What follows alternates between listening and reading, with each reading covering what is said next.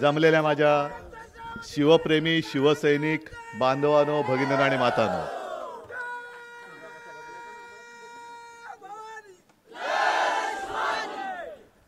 अनेक सभा आजपर्यंत मी केलेल्या आहेत, बरीच भाषणं सुद्धा केलेली आहेत. पण आजचं हे माझं इथून मी भाषण नाही करणार. मी जे काय बोलणार आहे तुमच्याशी, हा क्षण अविस्मरणीय आहे. भास्कररावांनी त्यांच्या मनातल्या भावना सांगितल्या आणि मी ज्या वेळेला शिवछत्रपती महाराजांच्या त्या मूर्तीसमोर उभा राहिलो, एक क्षणभर मला असं वाटलं की ते मला विचारतायत, तुम्ही आमचा नुसता जय जयकार करता, पण आमच्याकडनं काय घेतलं, काही शिकलास की नाही, का नुसताच जय जयकार करतोयस. तो सगळा जो काळ होता, पुन्हा त्याचं काही वर्णन करण्याची गरज नाही. पण आता मोबाईल आहेत, टीव्ही चॅनल्स आहेत, टेलिफोन आले, बऱ्याच काही गोष्टी आल्या. पण त्या काळामध्ये फोन नव्हते, काही नव्हतं. 18 पगड जाती जमातीमध्ये विखुरला गेलेला सगळा आपला हा मराठी माणूस, त्याची ताकद ती काय असणार. शस्त्र नव्हती, काही नव्हतं, समोर बलाढ्य शत्रू होता. आणि त्या मुठभर मावळ्यानिशी स्वराज्य स्थापन करण्याचं स्वप्न पाहणं हे केवढं मोठं धाडस होतं. औरंगजेब बसला होता तिकडे, अफजल खान आला होता. पण निष्ठा आणि निष्ठावान माणसं ही मुठभर जरी असली, त्याची वज्रमुठ एवढी असते की तिने आग्र्याचं तख्त सुद्धा फोडलं होतं. त्या आग्र्याच्या तख्ताखाली सुद्धा आग लागली होती. आणि मला वाटलं शिवाजी महाराज मला तेच विचारतायत की अरे आता तर निवडणुका आहेत, त्यावेळेला निवडणुका नव्हत्या. अफजल खान भेटीला आला होता तेव्हा काय ईव्हीएम नव्हती. आणि त्यांनी जी मगरमिठी मारली आणि पाठीत त्यांनी जो वार केला, जर लेच्यापेच्यासारखा मी गेलो असतो तर काय झालं असतं. शत्रू समोर किती बलाढ्य असू दे, तयारीनिशी गेला आणि मनाची जिद्द असेल, भवानी तलवार जरूर. तलवार पेलायला मनगट पाहिजे जरूर, पण तलवार चालवण्यासाठी खंबीर मन पाहिजे. ते खंबीर मन तुझ्याकडे आहे की नाही. आणि मी खोटं बोलणारा नाही. ज्या वेळेला मला तुमचं असं दर्शन घडतं तेव्हा मला असं वाटतं की महाराजांनी दिलेली मला भवानी तलवार आहे. हीच भवानी तलवार आहे आणि ही तलवार घेऊनच मी उभा आहे. त्याही वेळेला आग्र्यावरनं आले होते, आता दिल्लीवरनं येत आहेत. त्यांना महाराष्ट्राचं पाणी काय असतं हे पाजायची लायकी नसली तरी दाखवण्याची गरज आहे, दाखवण्याची नक्कीच गरज आहे. असं काही नाही की मी पहिल्या प्रथम सिंधुदुर्ग किल्ल्यामध्ये आलो, यापूर्वी देखील आलो होतो. अगदी मला आठवतंय मनोहर जोशी मुख्यमंत्री होते, शिवजयंती 1 मेला आली होती, 1 मे तिथीप्रमाणे. आणि तेव्हा तो पहिल्यांदा झेंडा लावायला आलो होतो, मी त्यांच्याबरोबर होतो. आणि आज मला खरंच वैभवचं मला कौतुक करायचं आहे की याला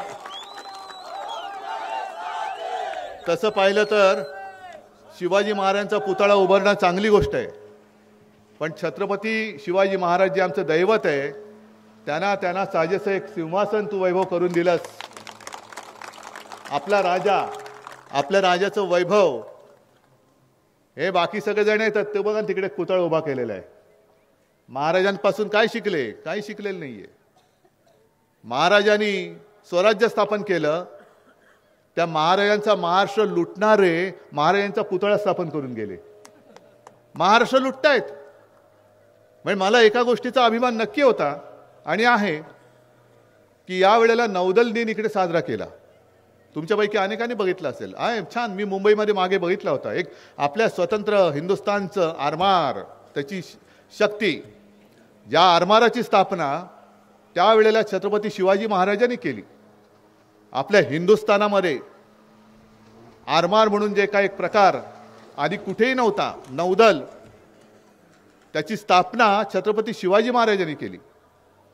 आणि त्यांची आठवण म्हणून प्रधानमंत्री इकडे आले, त्यांनी पुतळा तिकडे बसवला. पण एवढे आल्यानंतर मंदिरात जाऊन आशीर्वाद घ्यायचं विसरले. मी आशीर्वादच घ्यायला आलो, तुम्ही द्यायला काही आलो नाही. मी एवढा कोणी मोठा नाही. आम्ही महाराजांना काय देऊ शकतो?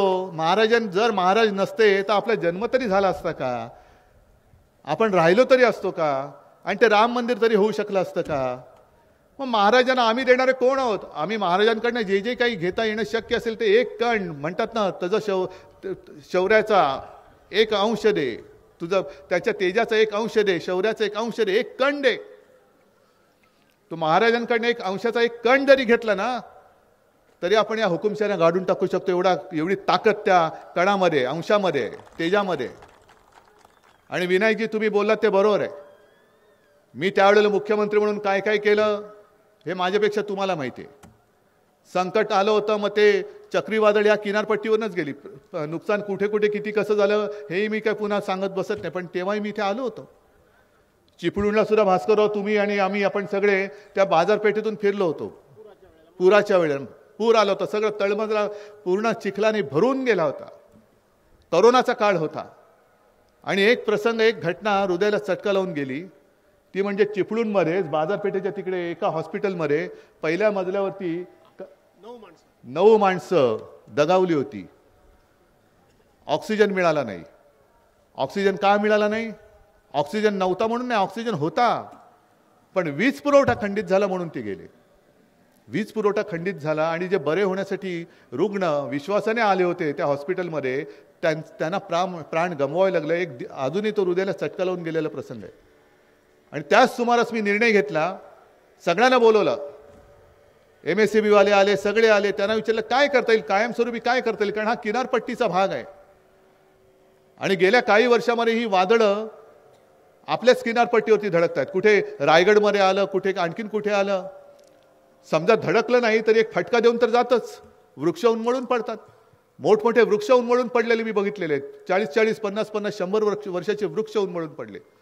मग त्यांनी मला सांगितलं की साहेब, भूमिगत ज्या वीज तारा ज्या आहेत त्या भूमिगत केल्या तर किती मोठं वादळ आलं तर वीज प्रवाह खंडित होणार नाही. म्हटलं ताबडतोब सुरू करा, ताबडतोब सुरू करा, आणि त्याला जेवढा निधी लागेल तेवढा तत्काळ मंजुरी द्या. आणि मी त्याला मंजुरी दिली आणि काम करायला सुरुवात केली.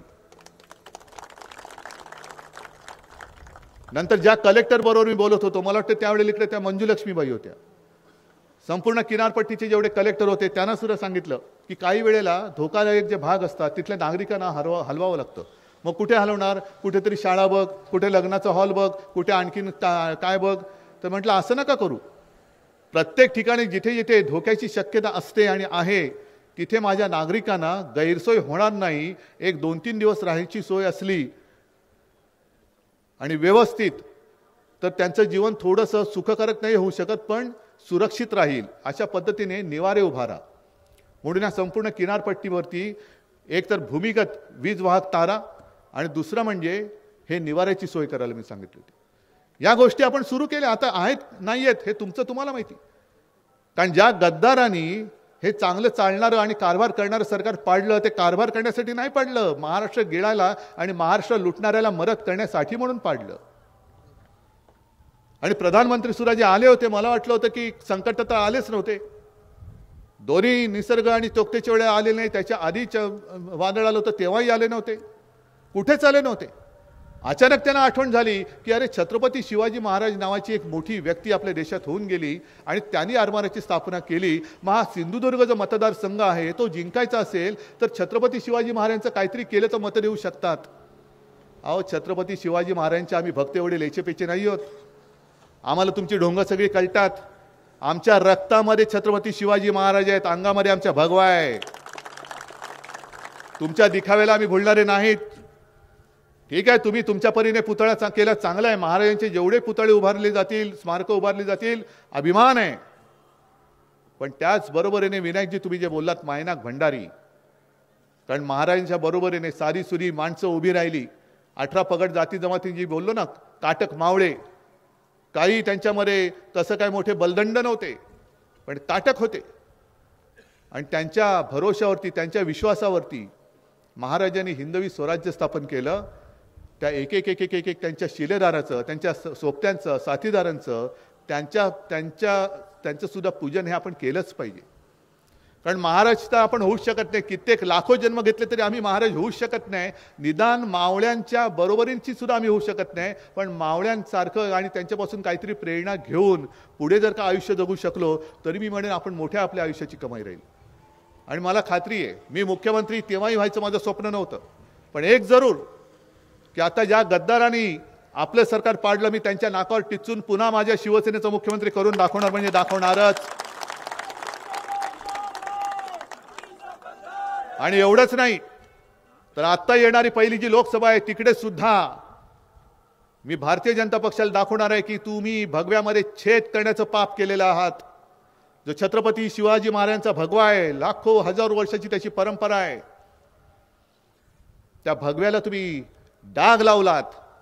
तुम्हाला आता आमचा छत्रपती शिवाजी महाराजांचा खरा भगवा काय असतो तो तिथे लाल किल्ल्यावरती पुन्हा फडकून मी दाखवतो. यावेळेला यांचा बोगस फडकं तिकडे फडकू द्यायचं नाही, अजिबात नाही. तो भगवा म्हणजे भगवा नाही, ते तो त्यांचा बुरखा आहे.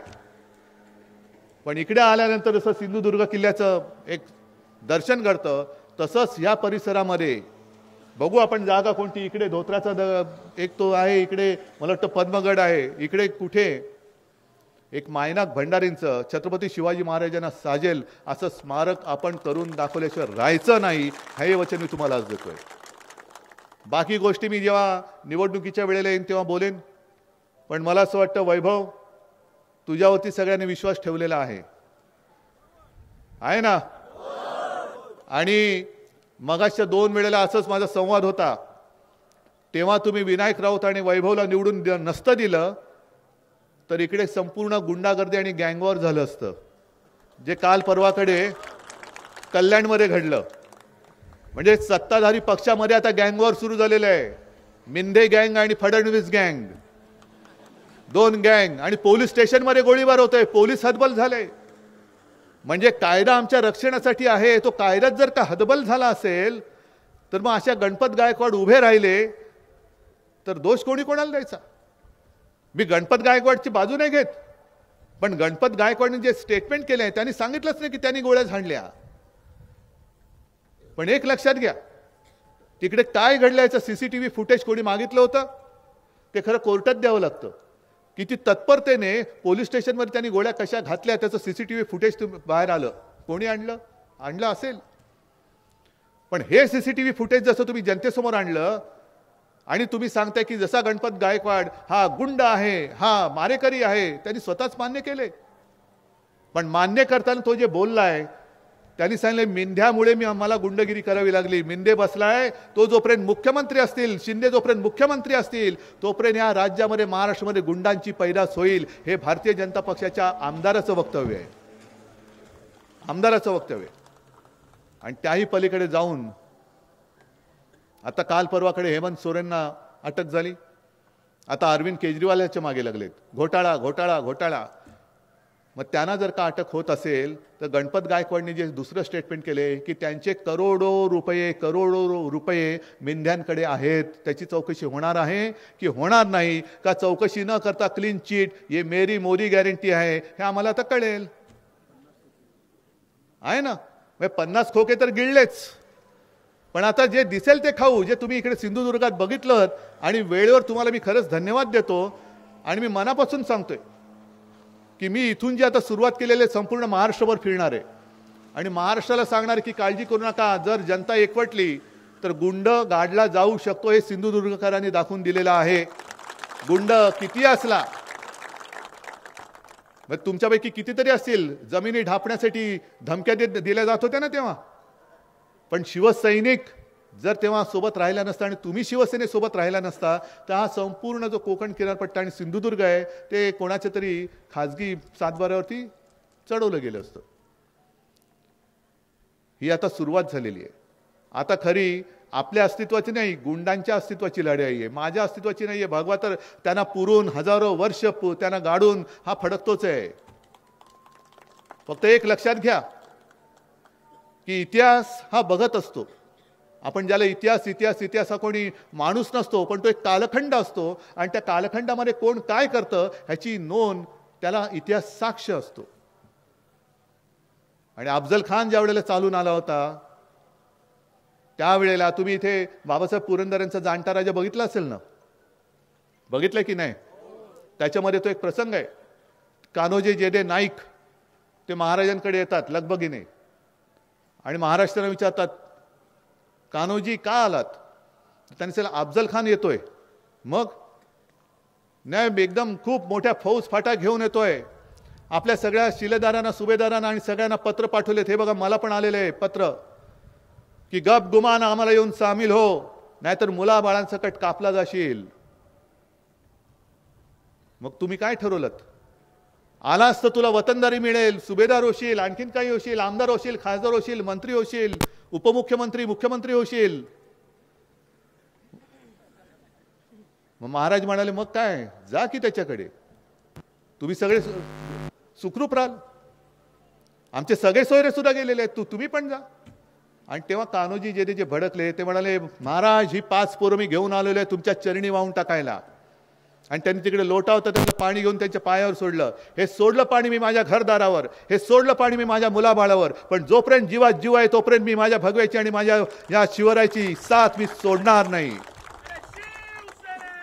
आता हे तुम्ही ठरवायचंय, तुम्ही ठरवायचंय. कान्होजी जेदे नाईक म्हटल्यानंतर त्यांचं नाव घेताना अभिमानाने ऊर भरून येतो, पण त्याचबरोबर खंडोजी खोपडा म्हटल्यानंतर साला गद्दार नाव राहतं, पण गद्दार म्हणून राहतं आणि निष्ठावान म्हणून राहतं. आपलं नाव इतिहासात काय कोरलं जाणार आहे, कसं कोरलं पाहिजे हे स्वतःची ठरवण्याची आता वेळ आलेली आहे. आज कोणी झाले असतील मंत्री आणि कोण मुख्यमंत्री झाले असतील, मिळाली असेल त्यांना काही वतनदारी, 50 खोके मिळाले असतील, पण जेव्हा तुमची खुर्ची जाईल आणि लोकांमध्ये फिराल तेव्हा तुम्हाला सगळ्यांना हे बघा गद्दार आला, हा बघा गद्दार आला, हा गद्दाराचा मुलगा आला, हा गद्दार आला.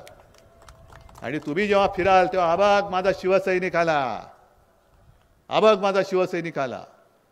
आणि ती निष्ठा हीच मला वाटतं महाराजांनी सांगितलं असेल की उद्धव, माझा आशीर्वाद तुझ्यासोबत आहे. जोपर्यंत भगव्याशी निष्ठा असलेले शिवसैनिक तुझ्यासोबत आहेत तोपर्यंत दिल्लीत नका येऊ दे, आग्र्यात नका येऊ दे, किती कोणी अफजल खान आला, औरंगजेब आला, तरी विजय फक्त भगव्या आणि भगव्याचाच होईल. जय हिंद, जय महाराष्ट्र.